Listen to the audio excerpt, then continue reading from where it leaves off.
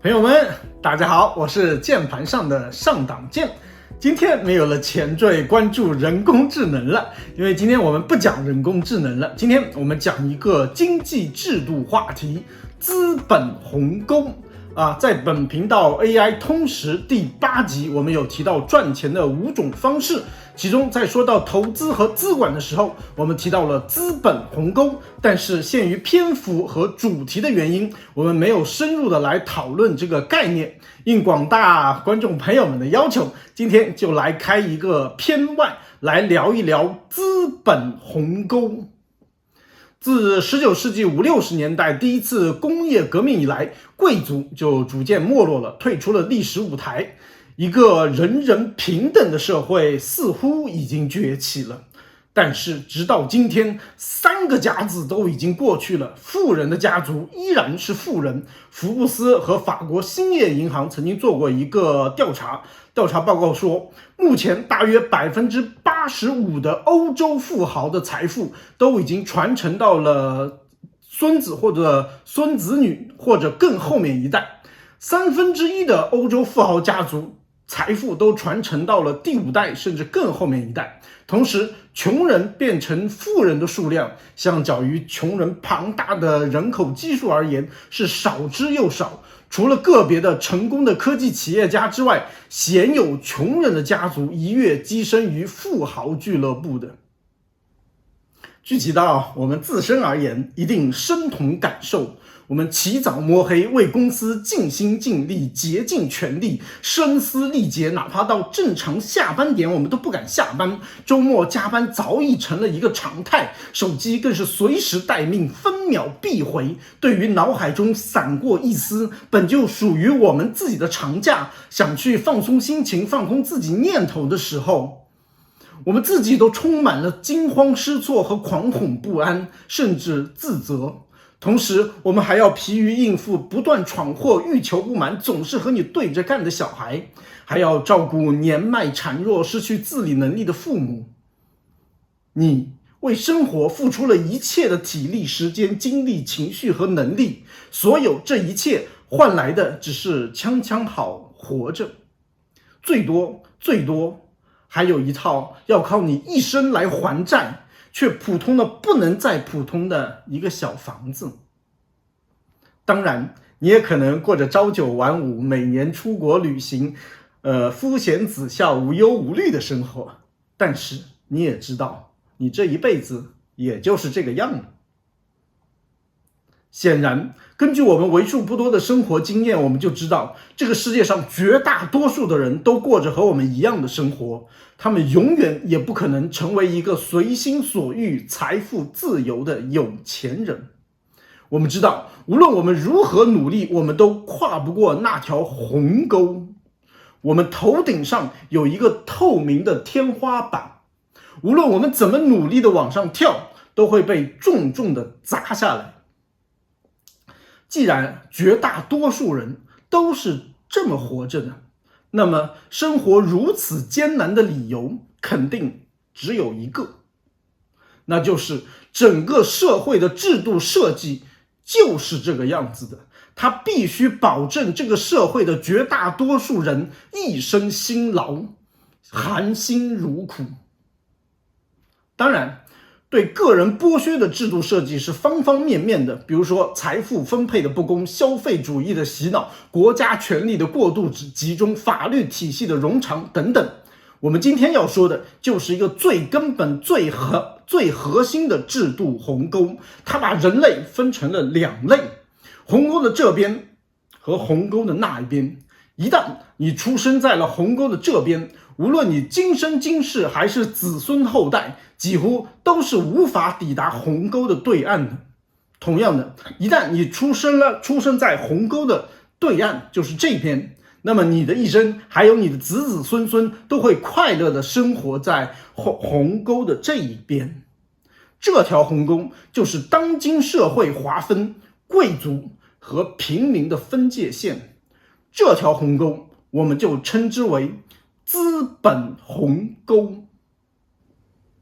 为什么称之为资本鸿沟？我们来慢慢看啊。我们先来看一下一般商品，比如红萝卜、手机、运动鞋是如何定价的。学过经济学的朋友都知道，商品的价格取决于供求关系，市场会按照供求关系形成一个市场价格。如果你生产的商品低于这个市场价格，你就可以赚取利润；如果高于这个价格，你的企业就无以为继。因此，从市场动态平衡的角度来看，市场上出售的商品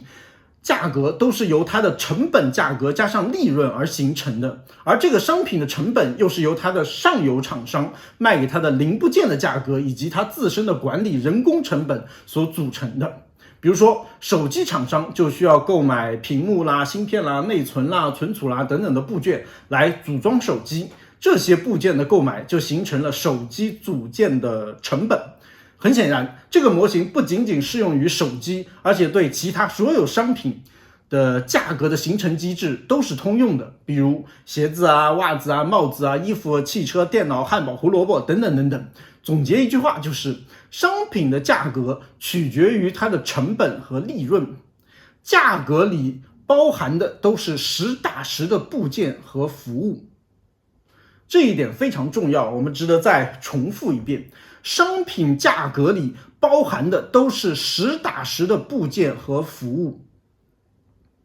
另一方面，劳务的价格呢，略微和商品有一点点不同。它和商品价格形成的机制呢是相同的，它们都是由市场的供需关系来决定的。你掌握的技能值不值钱，值多少钱，取决于市场对你掌握技能的一个需求情况。当然，技能它不仅有分类，还有效率高低之分。同样的技能，效率越高啊，显然在市场上它就有可以卖得更好的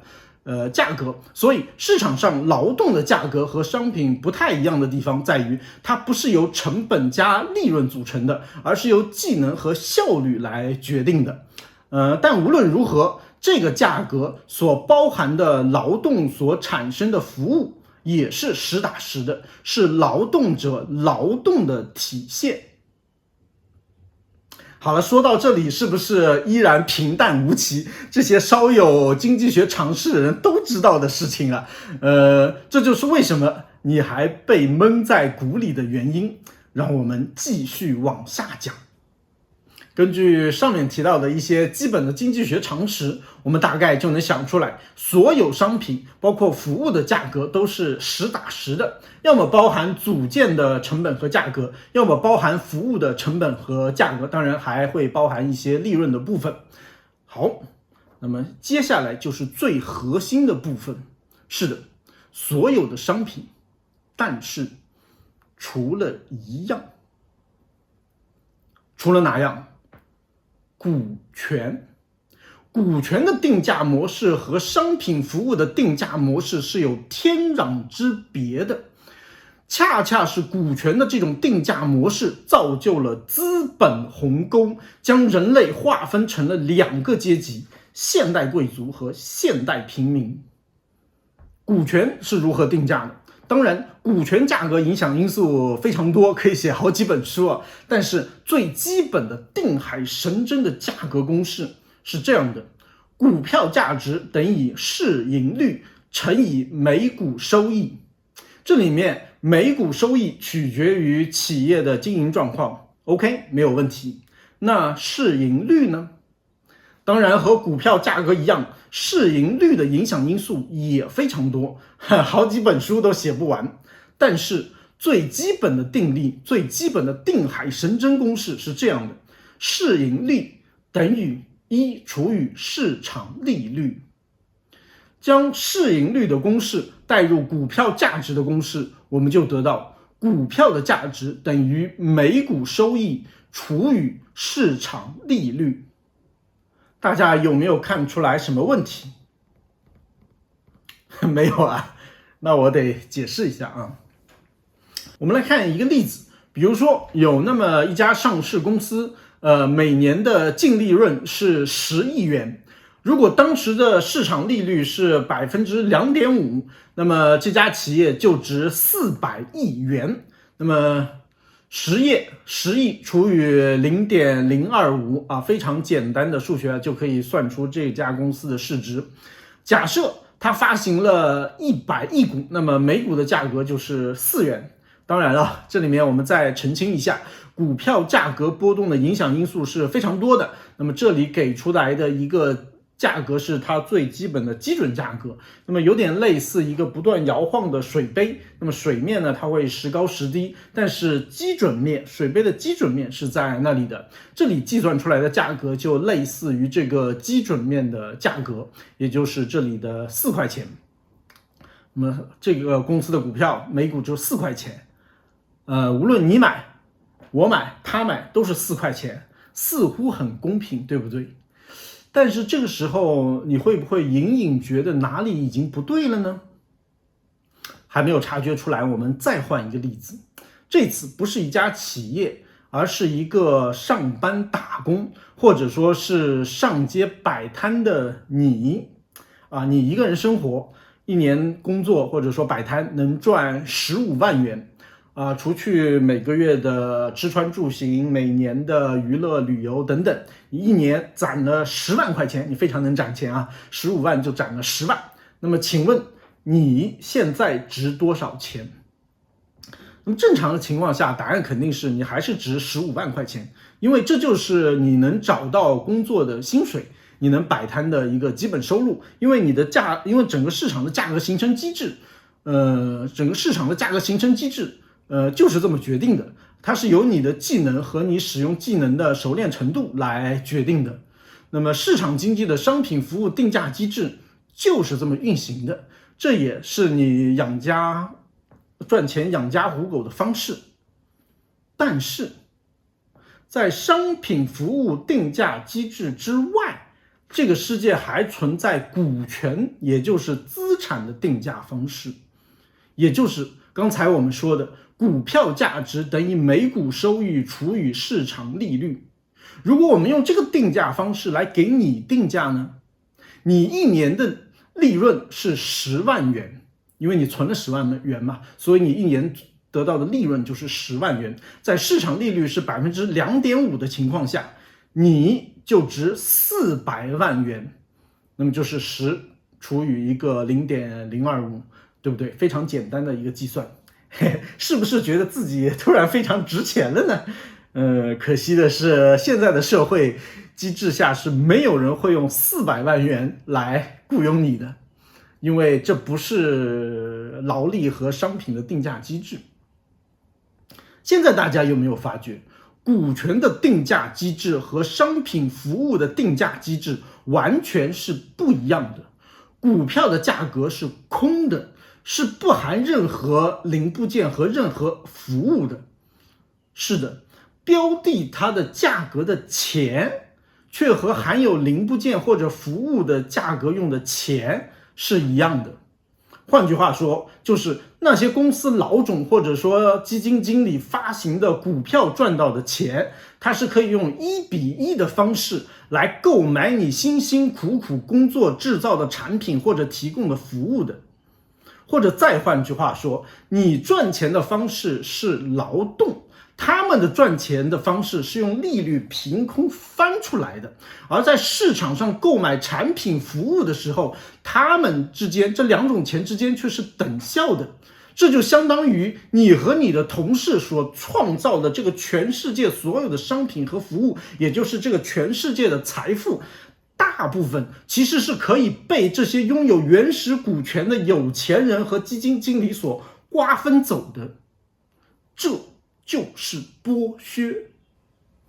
大家看清楚了没有？这个世界价格的形成机制是2种，也就是说，钱其实是有2种的。你赚钱的方式和富豪赚钱的方式是不一样的，你们赚到的钱也是2种钱，你的钱是实实在在的钱，他的钱是虚的，是空的，但是他却可以用他那个空的虚的钱来1:1的换你的实实在在的钱。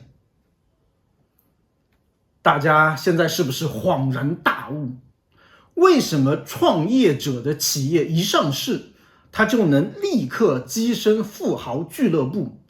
因为上市之前，创业者能够赚到的钱是企业的利润，是实实在在的钱。这个时候，他依然处在资本鸿沟的这一边，他和普通的打工人、小企业主是一样的，都在资本鸿沟的这一边，是实实在在的钱。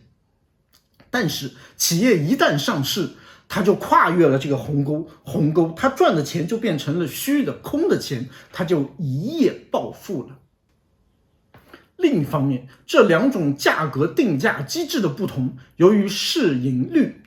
或者说利率导数的存在，它就把虚的钱放大了非常多的倍数，这就让普通的打工人、小企业主没有办法通过存钱来达到资本积累的目的。是的，也许你能存一些钱，也许你能买一些股票，但是你用的是实实在在的钱去1比1兑换的它的虚拟的钱购买的股票，这就决定了你一辈子也不可能攒下足够的钱去买下足够控制一个上市公司的股票，